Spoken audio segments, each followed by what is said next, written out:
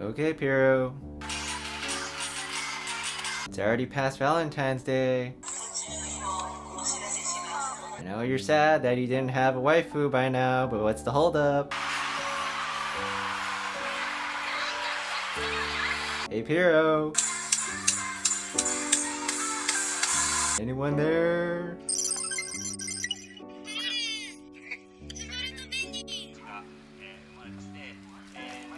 Hello? Piro! Whoa, sorry, I was daydreaming. Yeah, for like an entire month and a half past New Year's already. What happened to that New Year's episode, huh? Well, it's been a good 2 years since Miss Kobayashi's Dragon Maid aired. The manga has been fairly busy these days, rocking a good 8 volumes and 2 spin-offs, 3 if you count the most recent one starring Luqua, as well as some new characters along the way. Those that have been paying attention to the manga releases will discover that a second season of the anime has been greenlit, courtesy of a cover announcement on the latest release. Though there are no details on when the new season will air, the announcement alone should spark some newfound anticipation for some more Dragon Maid shenanigans. Choo choo yeah! On a topic of anime announcements, the official website for the Konosuba anime recently released a second teaser trailer for the upcoming movie subtitled Crimson Legend. The trailer plays the movie off as something really serious, even throwing in savvy buzzwords like hopeless future, dark flame, and adventurer. But knowing Konosuba as a whole, we anticipate that there will be at least some comical spins thrown our way in the actual film. While a good majority of the key staff and voice talents will be returning for this movie project, the animation this time around will be done by JC staff. Konosuba Crimson Legend is expected to screen sometime this year. A while back, we did cover the anime adaptation of Between the Sky and Sea, which was based on the smartphone space fishing action RPG. Hey, are you sure you wrote this right? I think so, yeah. Yeah, the concept still sounds pretty weird. A smartphone game which, as of this coming May, won't even exist because the official website for the game announced that it will be ending its service. The anime for this mobile game that aired last fall season was supposed to help promote the game, but it also turned out to be pretty bad. How did he even get the funding for it? I don't know. The game already removed in-app purchases early February, and those that had any paid currency left over will be eligible for refunds once the game goes offline. Frankly, this sort of cycle isn't really all that new to me. Just look at Coming with Friends when the first mobile game came out and shut down. Well, that's just typical Nexon. It's not your fault. Yep. Don't worry. Yep. Believe in yourself. But enough talk about dying mobile games. Let's talk about stuff that's still alive and kicking. Like Dragos Lost. If you're based in Canada, the United Kingdom, or Australia, Dragos Lost will soon be available on your local app stores. Eventually!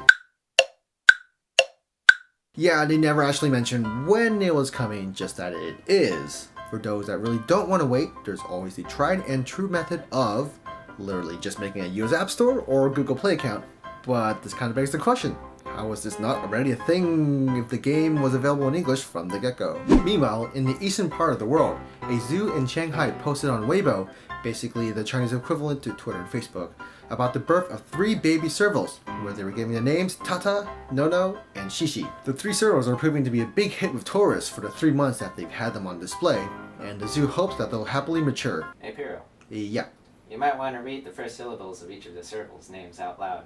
Oh, Oh, yes! While the Shanghai Zoo didn't explicitly mention Kimono Friends in their Weibo post, both Japanese and Chinese commenters have caught on to this coincidental naming and stealthiest shout out to the Kimono Friends franchise. Moving on from mainland China to Japan, Comic Kit released their attendance numbers for C95 at the end of last year, where it's revealed that the event brought in a whopping 570,000 attendees throughout its 3 days. Weird, it didn't feel that crowded this time around though. You lined up overnight, Piro. Doesn't count. Yeah, huh.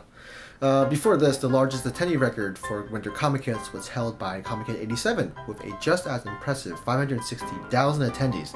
This brings Comic Kit 95 roughly 20,000 shy of their overall record of 590,000 attendees, held by Summer Comic Kit 84. However, this will most likely be the last time we'll be able to compare these numbers, considering that Comic Kit will be expanding its schedule to 4 days from here on out due to the Olympics. I guess this means I'll be able to attend a Comic Kit that may have over 70,000 attendees. Doya!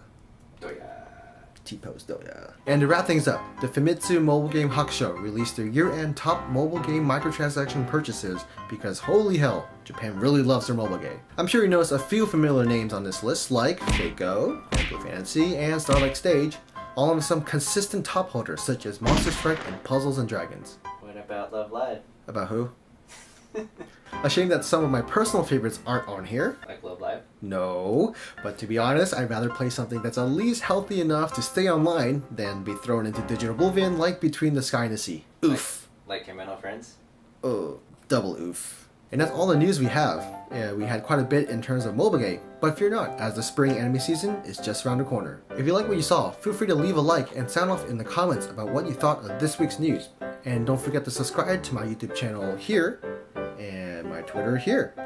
Thanks for joining, and remember, take it easy. See ya!